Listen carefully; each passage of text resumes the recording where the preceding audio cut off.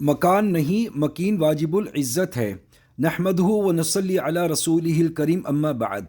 میں عرض کیا کرتا ہوں کہ مجھ کو اللہ تعالیٰ نے جتنی نعمتیں عطا فرمائی ہیں ان میں سے ایک یہ ہے کہ میں ہرگز اپنے آپ کو آپ میں سے کسی سے بہتر نہیں سمجھتا۔ ممکن ہے کہ میں آپ سے زیادہ گناہ گار ہوں، یہ میرا حال ہے، اور یہ نعمت مجھے اللہ کے فضل اور اپنے بزرگوں کی برکت سے نصیب ہوئی ہے۔ اللہ تعالیٰ میرے ان بزرگوں کی قبروں پر کروڑوں رحمتیں نازل فرمائے۔ میرے بزرگوں نے مجھے اجازت دے رکھی ہے کہ میں دوسروں کو اللہ کا نام لینا سکھاؤں۔ میں کسی کو نہیں بلاتا، جو پوچھتا ہے اسے بتلا دیتا ہوں۔ میں اپنے شیخ کی طرف سے وکالتاً اللہ کا نام بتلاتا ہوں۔ یہ میری ذمہ داری ہے کہ جن احباب کا مجھ سے تعلق ہے ان کی رہنمائی کروں تاکہ ہم سب اللہ کے سامنے سرخرو ہو کر جائیں۔ اللہ تعالیٰ کے دربار میں پہنچنے کے لیے دروازے محمدی سے گزرنے کی ضرورت ہے۔ قل ان کنتم تحبون اللہ فاتبعونی یحببکم اللہ۔ ترجمہ ان سے فرما دیجئے اگر تم اللہ سے محبت کا دعویٰ کرتے ہو تو پھر میری پیروی کرو گے تو اللہ تم سے محبت کرنے لگے گا۔ بہت سے دوسرے احباب بھی آ بیٹھتے ہیں، چشم ماں روشن دل ماں شاد۔ اصل میں میری ذمہ داری انہی احباب کے متعلق ہے جن کا مجھ سے اللہ کا تعلق ہے۔ میرے احباب تشریف لے آتے ہیں تو میں ان کی خدمت میں کچھ عرض کر دیتا ہوں تاکہ میں قیامت کے دن بری ذمہ ہو جاؤں۔ میرا جمعے کا خطبہ پہلے روزنامہ نوائے پاکستان لاہور میں چھپتا تھا، اب ہفت روزہ خدام الدین لاہور میں چھپتا ہے، بعد ازاں یہ کتابی صورت میں بھی چھپتا ہے۔ یہ محض اللہ کا فضل ہے، یہ نعمت غالباً مغربی پاکستان میں میرے سوا کسی کو حاصل نہیں ہے۔ انگریز مجھے دلی سے لایا تھا۔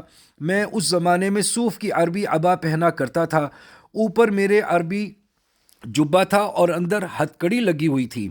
مجھے دلی سے گرفتار کر کے پہلے شملہ کے حوالات میں رکھا گیا، پھر مجھے لاہور لائے تو خان بہادر عبدالعزیز CID والوں کے حکم سے 9 لکھہ کی حوالات میں رکھا گیا۔ اس طرح کی بے سر و سامانی کے باوجود میں اللہ سے خوش ہوں کہ اس نے مجھے دین کی بہت خدمت کرنے کی توفیق عطا فرمائی۔ میں اہالیان لاہور سے بھی خوش ہوں کہ ان کو اللہ نے میری آواز پر لبیک کہنے کی توفیق عطا فرمائی۔ اگر میں آج مر جاؤں تو میری تباہ شدہ چیزیں اتنی ہیں کہ جن کی برکت سے مجھے امید ہے کہ اللہ تعالیٰ میری بخشش فرما دیں گے۔ آج میری تقریر کا عنوان ہے کہ مکان کا احترام نہیں ہوتا بلکہ مکین کے لحاظ سے اس کی عزت ہوتی ہے۔ اسلام کے سوا سب مکان کی صفائی کرتے ہیں، اسلام مکین کی صفائی کرتا ہے۔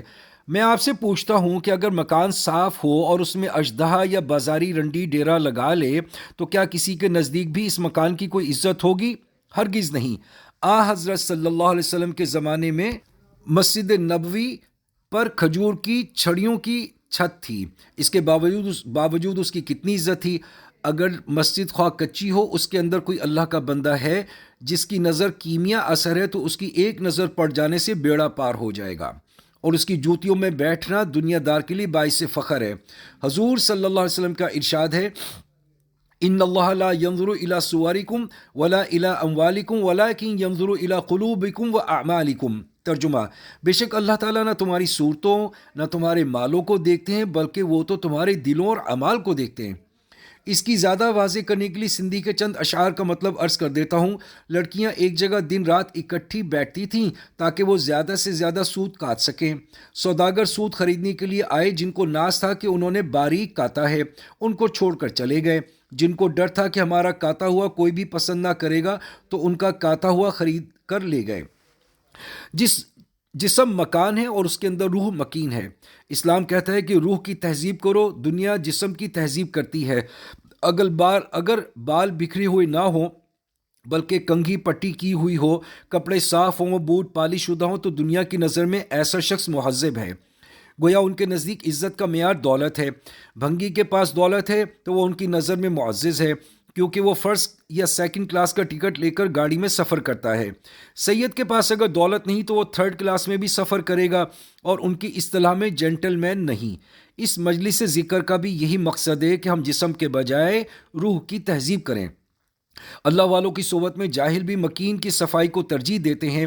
اس سلسلے میں حضرت امروٹی رحمۃ اللہ علیہ کے خادم کا واقعہ بیان کرتا ہوں۔ آپ رحمۃ اللہ علیہ کے لنگر خانے میں کھجوروں کے درخت تھے۔ دارالحفاظ کے بچے کچی کھجوریں توڑ کر کھاتے تھے۔ ایک دن ایک شخص نے ان کی شکایت کی تو حضرت رحمۃ اللہ علیہ نے اپنے خادم سے فرمایا، اللہ ودایا ان بدماشوں کو پکڑ کے لاؤ، میں ان کو سزا دوں۔ وہ جاہل مطلق تھا مگر صحبت میں رنگ چڑھا ہوا تھا۔ بے ساختہ اس کی زبان سے نکلا، حضرت سب سے بڑا بدماش تو میں ہوں۔ اس طرح اس نے حضرت کی طبیعت کا رخ پھیر دیا اور آپ خاموش ہو گئے۔ یہاں ایک معمولی کلر کو دیکھیے، اس کا ترس سر سکندر حیات جتنا ہوتا ہے۔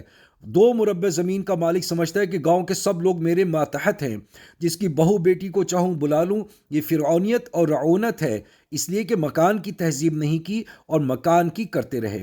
شیخ کامل مکین یعنی روح کو تعلیم یافتہ اور مہذب بنا دیتا ہے تو اپنے عیوب نظر آنے لگتے ہیں، خوف خدا پیدا ہو جاتا ہے، کبر، حسد، عجب، جاہ طلبی اور زر طلبی وغیرہ روحانی بیماریاں دور ہو جاتی ہیں۔ ساری دنیا چونکہ مکان کی صفائی کرتی ہے، اس لیے شیر، چیتے اور سانپ سے زیادہ درندگی پھیلی ہوئی ہے۔ 2 ایٹم بموں سے 2.5 لاکھ جاپانی اڑا دیے، یہ درندگی نہیں تو اور کیا ہے؟ اسلام سکھلاتا ہے کہ ان سے لڑو جو تم سے لڑتے ہیں، اور لڑائی میں زیادتی نہ کرو، کیونکہ اللہ تعالیٰ نے زیادتی کرنے والوں سے محبت نہیں کی، نہ کرتے ہیں۔ دیکھا آپ نے، دشمنی میں بھی حد بندی کر دی گئی۔ اسلام ستیہ گرا نہیں سکھاتا۔ اگر کوئی لڑنے کے لیے آئے تو اسلام یہ نہیں کہتا کہ بیٹھ کر مار کھاؤ۔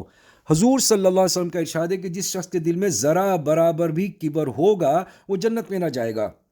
صحابہ کرام نے عرض کیا، یا رسول اللہ، ہر شخص کا دل چاہتا ہے کہ میرے کپڑے اچھے ہوں۔ آپ نے فرمایا، یہ کبر نہیں، کبر تو یہ ہے کہ حق بات کا انکار اور لوگوں کو حقیر سمجھنا، یعنی جس کے پھٹے پرانے کپڑے دیکھے اس کو ذلیل سمجھنے والا متکبر ہے۔ میں ہمیشہ عرض کیا کرتا ہوں کہ انسان جسم کا نام نہیں بلکہ روح کا نام ہے۔ مرنے کے بعد پتہ چلتا ہے کہ اندر جو کچھ تھا وہ انسان تھا۔ اسلام اس انسان کو مہذب بنانا چاہتا ہے۔ روزانہ ہمارے سامنے کئی جنازے نکلتے ہیں، لیکن ہم پھر بھی نہیں سمجھتے کہ مکان کی صفائی کی ضرورت نہیں، مکین صاف ہونا چاہیے۔ یعنی جسم غبار آلودہ اور کپڑے پھٹے پرانے ہوں تو کوئی پرواہ نہیں، مگر روح مہذب ہونی چاہیے۔ انسان کی اس غفلت شعاری کی شکایت اللہ تعالیٰ سورہ یوسف کے آخر میں فرماتے ہیں، وَكَأَيٍّ مِّنْ آیَةٍ فِي السَّمَاوَاتِ وَالْأَرْضِ يَمُرُّونَ عَلَيْهَا وَهُمْ عَنْهَا مُعْرِضُونَ۔ ترجمہ، آسمانوں اور زمینوں میں کئی نشانیاں ہیں جن پر یہ گزر جاتے ہیں اور ان سے منہ موڑنے والے ہوتے ہیں۔ یہ چیزیں جو میں نے عرض کی ہیں، ان کا رنگ تب چڑھتا ہے اگر شیخ کامل ہو اور طالب صادق ہو۔ ہر شخص اپنے محبوب کی عزت کرتا ہے اور اس کے نقش قدم پر چلنے کی کوشش کرتا ہے۔ تمہیں خواہ کسی چیز کی محبت ہو، اندھا اور بہرا کر دیتی ہے۔ جب میں کبھی حضرت مولانا عبدالعزیز رحمۃ اللہ علیہ کے یہاں جاتا ہوں تو ہم دونوں باہر چلے جاتے ہیں اور گھنٹوں اپنے شیخ تاج امروٹی رحمۃ اللہ علیہ کی باتیں کرتے رہتے۔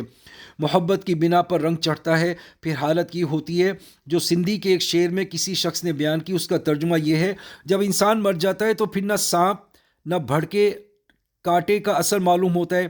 یعنی اگر انسان کی ہستی فنا ہو جائے تو پھر کوئی برا بھلا کہے تو اس سے کوئی نہیں لڑتا، بلکہ سوچتا ہے کہ آخر کچھ کیا ہوا ہوگا، جس کی وجہ سے اللہ تعالیٰ اس کے منہ سے یہ الفاظ کہلوا رہا ہے۔ اللہ تعالیٰ مجھے اپنی ذمہ داری نبھانے اور اس کے بعد مجھے اور آپ کو عمل کی توفیق عطا فرمائیں۔